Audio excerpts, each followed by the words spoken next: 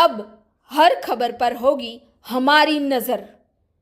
पल पल बदलती देश और दुनिया की हर खबर पाइए सीधा अपने मोबाइल पर।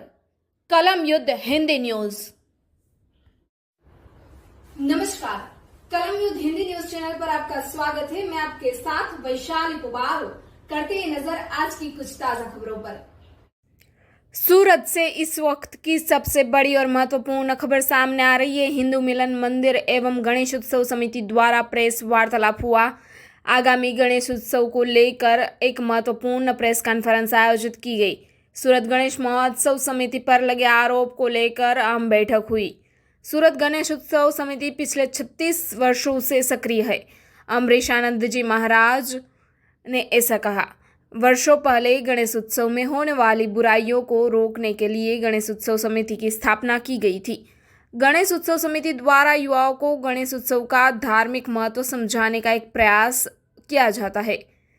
रिपोर्टर नैतिक रेशमवाला, कलम युद्ध हिंदी न्यूज चैनल, सूरत।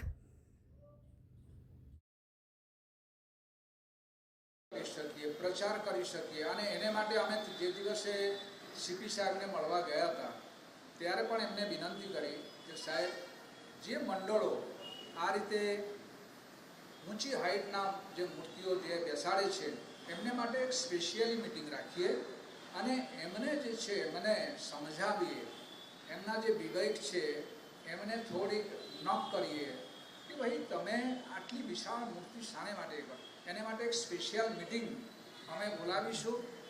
કારણ કે પહેલાં તો ખબર પડતું નથી કોણ ક્યાં ઓર્ડર આપી દે છે, કોણ ક્યાંથી બહારથી મંગાવે છે।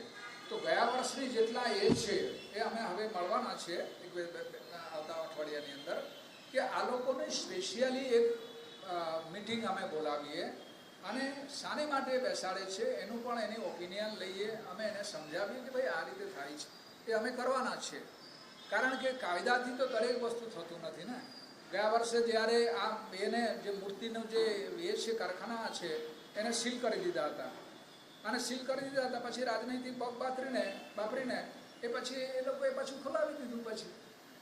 એટલે અમારી તો બધાને અપીલ છે કે જે એ છે જે સાચી વસ્તુ છે, જે સત્ય હકીકત છે, જે ધાર્મિક જે એ છે એને તમે આ રીતે। અને આસ્થાના સાહેબે બહુ સરસ વાત કરી હતી કે સ્વામીજી 72,000 ગણપતિની સ્થાપના થાય છે, એમાંથી કોઈ 15-20 જણા સમિતિની જે અપીલ છે એ નહીં માન્ય રાખે તો એના કેટલા % થયા? પોઈન્ટ।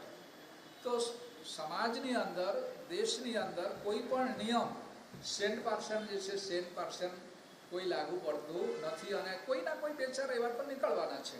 પણ આપણે એને સમજાવવાથી કોશિશ કરીશું, સમજાવટથી કોશિશ કરીશું। કારણ કે ધાર્મિક તહેવાર છે ને, આપણે તો એમાં મૂર્તિને તો કોઈ એ નહીં કરી શકીએ, આપણે બધા હિન્દુઓ છીએ માટે એને માટે અમે જરૂર આ વર્ષે પ્રયત્ન કરીશું અને આ મૂર્તિની જે ઊંચાઈ છે તે બંધ થાય એવી અમારી પ્રયાસ રહેશે। જય શ્રી ગણેશ। આજે શ્રી ગણેશ ઉત્સવ સમિતિ સુરત શહેર तरफथी सूरत शहर में वर्ष 2024 गणेश उत्सव निमित्ते जे सूरत गणेश भक्तों ने वक्रतुंड महाकाय सूर्यकोटि समप्रभ निर्विघ्नं कुरु मे देव सर्वकार्येषु सर्वदा। मित्रों, गणेश उत्सव हवे नजदीक आवी रह्युं छे त्यारे वर्षोथी सूरत शहर गणेश उत्सव समिति सूरत शहर में गणेश उत्सव रंगे चंगे कोमी एखलासमय वातावरण में शांति थी गरिमापूर्वक रीते उजवाय एने माटे अमे प्रयास करीए छीए। वर्तमान थोड़ाक दिवस पहला अमने जे कोई खबर मळ्युं कि बीजी कोई संस्था, बीजी कोई मंचनी रचना करवामां आव्युं अने एमां जे केटलीक माहिती, जे केटलीक मांगणी करवामां आवी छे जे बिल्कुल एमां सहमत थई शकाय एवुं नथी। फरीवार आपणे तापी नदीमां मूर्तिओनुं विसर्जन करवानुं अने जे ए छे मूर्तिओ छे ए 18 फूट 20 फूटनी मूर्तिओ बनाववानी अने मंडपो जे छे मंडपो पण विशाळ बनाववानी। तो તો આ બધા જે માંગણીઓ છે એ જાહેર જનતાના હિત માટે નથી. માટે ગણેશ ઉત્સવ સમિતિ, સાધુ સંતો અને જે ગણેશ આયોજકો મિત્રો છે એ પણ એમાં સહમત નથી. અમે એના એ કરીશું. ઉપર સુધી આપણે વિરોધ, કારણ કે કોર્ટની આદેશ છે, કોર્ટનું હુકમ છે, હાઈકોર્ટ, ગુજરાત હાઈકોર્ટનું એ છે જજમેન્ટ છે, અને સાથે સાથે સુપ્રીમ કોર્ટના જે ગ્રીન ટ્રિબ્યુનલ છે એ ગ્રીન ટ્રિબ્યુનલનું પણ આ અંગે સંપૂર્ણ માર્ગદર્શક છે. તો અમે આ રીતે એને જ અનુસરણ કરીશું, બીજા કોઈનું નહીં. આ અમારી સીધી વાત છે. નમસ્કાર.